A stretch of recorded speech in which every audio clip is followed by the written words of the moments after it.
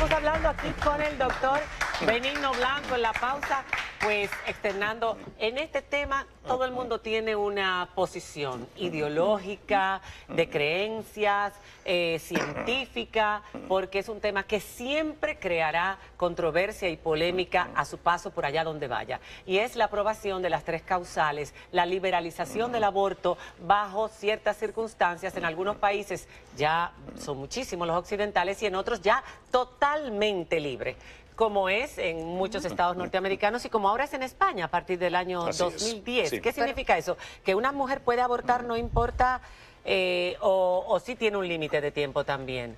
La ley vigente en España en el 2010 lo que hace es legalizar eso que ya pasaba bajo la ley del 85 de interpretación absolutamente lasa. Y lo que establece la ley vigente es que hasta el 3er mes de embarazo cualquier mujer puede abortar, no tiene ni que explicar por qué quiere abortar. Y además ese aborto es un derecho de la mujer que el Estado debe garantizar y financiar. Por lo tanto ya no es solo algo que se despenaliza. Y luego a partir del 3er mes puede abortar sin límite ninguno de plazo si hay una gravísima, grave, dice literalmente, enfermedad en el feto incurable, incompatible con la vida.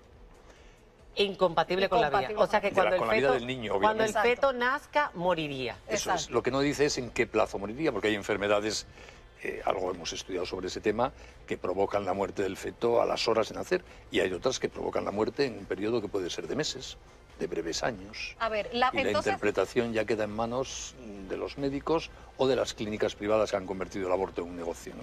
La preocupación que usted expresa y que es la misma que expresan algunos grupos religiosos aquí en República Dominicana es que sirva de coladero, como decía María Cela, para otro tipo de casos. No, no es lo que, por lo menos no es lo que yo expreso. A ver, pues entonces diga. O sea, a mí me parece que ningún aborto está justificado.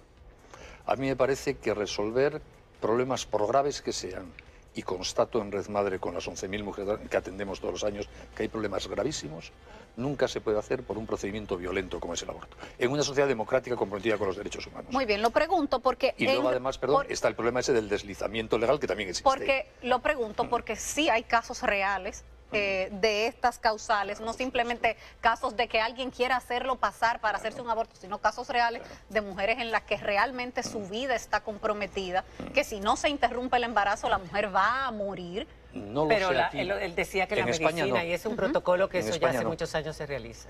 En España lo digo porque lo han dicho públicamente médicos especialistas, no digo que aquí no, pero en España por lo menos con el nivel, gracias a Dios, que tenemos del sistema sanitario y tecnológico, claro no hay que sí, ningún el caso de teórico es único. No es único, ¿no? No es único. En España los expertos dicen que no hay ningún caso, ya gracias a Dios, lo ha habido en el pasado, de verdad en que haya que optar entre la vida de la mujer y del niño. Yo conozco a muchas mujeres que se han dado incluso tratamiento de quimioterapia teniendo cáncer y otras que no se han quitado el tratamiento. Y luego está el que es el más polémico de todos, porque por ejemplo con ese tema de cuando la vida de la madre está en riesgo, aquí se han hecho sondeos, encuestas y demás, y la mayor parte de la población está de acuerdo en que si la vida de la madre corre peligro se puede interrumpir el embarazo. El más polémico de todos las causales es en caso de violación e incesto.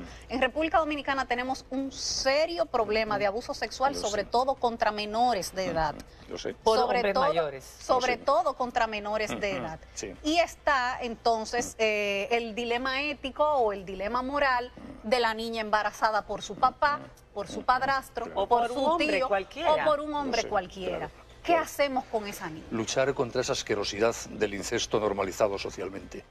A mí lo que me sorprende es que en un país, en este caso República Dominicana, se constate que ese es un problema general, general, que está muy extendido, que es crónico y que no esté toda la sociedad y el Estado dominicano volcado a erradicar ese problema y a meter en la cárcel a todos los violadores. Y que sin embargo se busque como disculpa para el aborto. No lo entiendo. En República un problema tan grave no lo entiendo. Como normal, perdón. Pero ¿qué hacemos con la niña? Pues la única manera de resolver ese problema es preventiva. Pero después que está embarazada. Si no le importa, yo lo digo, lo que pienso por lo menos, ¿no? La única manera de resolver ese problema es preventiva. Hay que erradicar. Ese es un tema cultural, sanitario, de formación, penal, de policía, erradicar algo tan asquerosamente inhumano, o por lo menos reducirlo lo máximo posible. Y lo que es evidente es que cuando una niña o cualquier mujer se queda embarazada, el fruto de ese embarazo no tiene la culpa de los delitos que ha cometido su padre. Entonces tenemos un problema muy serio porque una niña muy pequeñita no está en las condiciones idóneas para ser madre, obviamente. Pero acabar con el niño no resuelve el problema ni sirve para sancionar al violador o al que provocó el incesto. Pero está el tema penal, o sea, el tema de si está una familia en esa situación, que la niña está embarazada, la niña no quiere tenerlo, la niña tiene 12 años, tiene 13 años, y se practica un aborto, que vaya presa la familia. Porque eso es lo que implica el Código Penal en República Dominicana. El que la violó, no toda la familia, digo yo. No, el que le practique el aborto, porque evidentemente la niña no lo va a hacer solo. Entonces, si su mamá la lleva, la mamá va presa. Si su papá la lleva, el papá va preso. Lo cual no se practica y se lo digo como madre, porque yo soy madre de una niña. Si a mi hija le pasara eso y ella me expresara a mí que no lo quiere tener, yo no la obligaría. De hecho, yo le digo, tú cuenta conmigo para hacer lo que haya que hacer. Pues yo le aconsejaría que, a ser posible, intente evitar a su hija que pase por una experiencia tan traumática como es un aborto. Evidentemente, después de haber pasado, pero pasa. Después de haber pasado, la experiencia tan traumática del aborto, digo, después de haber pasado por la otra experiencia tan traumática de la violación. Yo quisiera decir algo.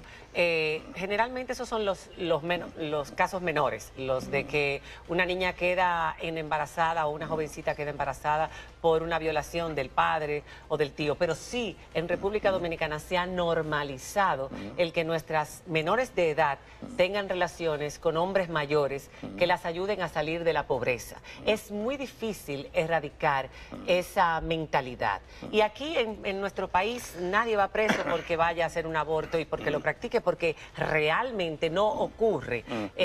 La ley lo dice, pero no se aplica.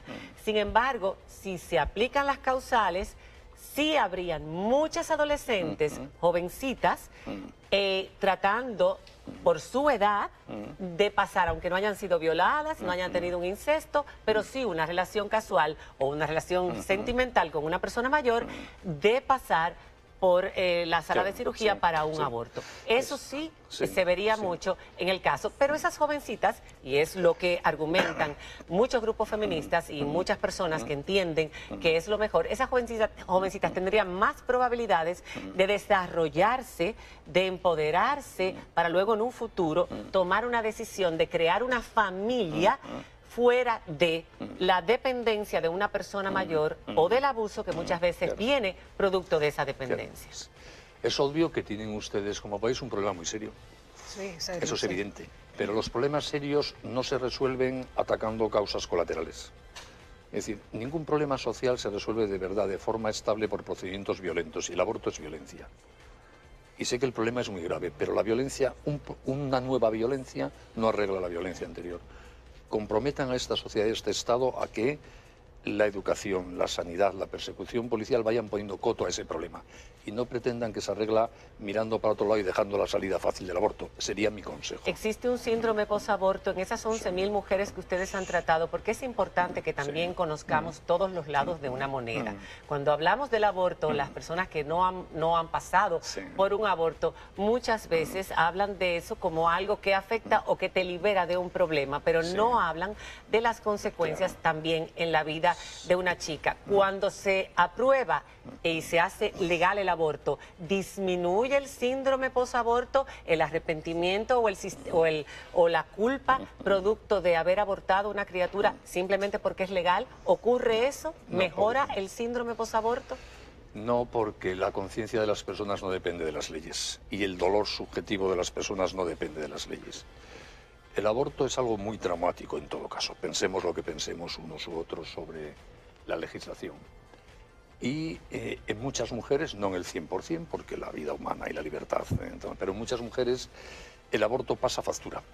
Es una decisión muy dura que se toma en un momento de conflicto en que no se ve otra salida. Muchas veces, sin tener una decisión clara y libre, no ve otra salida, ¿no?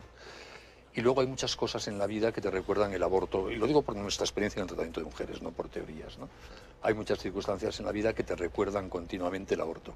Si tú misma te quedas embarazada después, es inevitable que pienses en el niño que no llegaste a tener, o cuando ves niños que tienen la edad que tendría el tuyo de no haberlo abortado.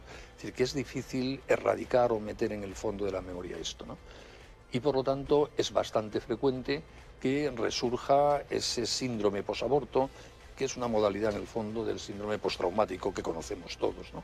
Que genera dolor, frustración, problemas de conciencia, que muchas veces lleva a rechazar, por ejemplo, las relaciones sexuales, vinculándolas a la violencia que he vivido y a patologías de otro tipo. Nosotros en Red Madre, frente porque esto lo constatamos mucho, aparte de la línea de trabajo originaria de ayudar a mujeres embarazadas, si ellas quieren, hemos inaugurado otra vía de trabajo que la llamamos precisamente posaborto. Y siempre a las mujeres que contactan con esa red de voluntariado y que al final abortan, porque nosotros solo podemos aconsejar y proponer, no obligamos, les decimos siempre que si luego lo pasan mal como consecuencia del aborto, que vuelvan, que hay opciones, que hay opciones, claro. Que hay opciones, que Mira, es lo importante. Hay una experiencia muy bonita. Una parte del voluntariado Red Madre, que es básicamente un voluntariado femenino, porque es mujeres que contactan con mujeres, ¿no? Muchas de las voluntarias en Red Madre son mujeres que han abortado. Sí. Y que después de haber pasado ese proceso de dolor, etcétera, ponen sus esfuerzos al servicio de ayudar a otras chicas a que no pasen por el mismo trauma que han pasado ellas. De hecho, ¿Por qué usted cree que solo quedan 5 países en el mundo con penalización absoluta del aborto? De casi 200 países, son 194. Si no computamos ese caso, si no computamos ese caso del peligro, la confrontación vida-vida, que no es un caso de aborto, es un caso de estado de necesidad clásico, son bastantes más de 5 países. Bueno, los tengo además, aquí: Ciudad del Vaticano, sí, El Salvador, Malta, Nicaragua y República sí. Dominicana. Solo en Europa añádale 5. San Marino, Andorra, por ejemplo. En todo el mundo el tema del aborto es un tema de conflicto, de división de opiniones. en Argentina recientemente Acaba de ser por aprobado. el Congreso, por queda el la Senado, Cámara de Diputados, queda el falta el Senado. En todos los países del mundo prácticamente es un tema de debate, es un tema de nuestra época. Y en unos casos gana la batalla la defensa de la vida o el avance hacia la defensa de la vida, y en otros al revés. Sí, a eso iba a decir, que cuando uno mira el mundo hay de todo, como suele pasar. En Estados Unidos, que es donde empezó el proceso contemporáneo de legalización del aborto en el año 73, claramente ya están revirtiendo el aborto y se están aprobando, llevan más de casi 30 leyes en cada uno de los estados federados de restricción del aborto. Sí, es que antes era mucho más libre y más tiempo. Es que en Estados Unidos se legalizó no por una ley del aborto, sino por una sentencia del Tribunal Supremo. Por una sentencia pero que es muy interesante. La persona que buscó esa sentencia era una joven de 22 años que estaba embarazada de su tercer hijo. A los 3 años fue que se logró. Ella tuvo su tercer hijo, pero luego con el paso del tiempo ella fue una activista pro vida en contra del aborto. Pero ha sido en los últimos, tal vez en la última década donde más se han despenalizado, sobre todo en América, en América Latina. Le cuento, si no le importa, un poco el panorama mundial muy rápido, ¿no? Por ejemplo, en Europa. Algunos países europeos están avanzando a despenalizar el aborto, que no lo tenían, como Irlanda. Irlanda hace apenas un mes y medio. No, pero todavía no se ha despenalizado. Ha habido un referéndum y hay que reformar la Constitución. Pues digo que en Europa hay un poco de todo, ¿no? Pero otra parte de Europa, Polonia, Hungría, Macedonia, Eslovaquia, por ejemplo, están aprobando en los últimos años leyes restrictivas del aborto y en algún caso, como Hungría, modificando su constitución para proteger la vida desde la concepción. En Polonia lo intentaron, pero al votarlo en el Congreso no lo lograron pasar y ahora otra vez lo están intentando. Perdón, usted conozco muy bien Polonia, he ido muchas veces presente para hablar de este tema. En Polonia había una ley bajo el sistema comunista de aborto libre y después aprobó una ley de 3 casos, unas causales que se está aplicando con mucho rigor y que ha llevado a pasar de 90 y tantos mil abortos al año a menos de 400. O sea, restringir significa volver a las causales. El problema, y para resumir y limitar, es que lo que usted quiere decir es que una vez se abre la puerta a las 3 causales, empieza el progreso de las demandas es un plano hacia el aborto libre. Y en muchos países se están volviendo otra vez hacia las 3 causales. Digamos que igual que el proceso de normalización del aborto suele ir por fases, primero causales, luego aborto libre, el proceso de recuperación de la vida va también por pasos, cosa absolutamente normal. Bueno, muchísimas gracias, doctor Benigno Blanco. Muy interesante esta conversación, polémica, como ustedes pueden ver. Tenemos formas de ver las cosas distintas. El pobre Juan Carlos hizo una pregunta y se quedó después escuchando a las 2 mujeres hablando, porque como es normal, nosotras las mujeres tenemos mucho que decir sobre este tema. Y gracias también por la tolerancia y la paciencia de escuchar todo tipo de preguntas, porque así es como realmente llegamos a todo el mundo, escuchando todos los puntos de vista. Muchas gracias, María Cela, y enhorabuena por ese embarazo, Diana. Muchas gracias. Ya este es su segundo bebé. Buscado, deseado. Bien. Y los no deseados son los más chulos, porque con tenía 16 años míos, que ni fue buscado, es mi alegría de vivir. Gracias, de verdad que sí.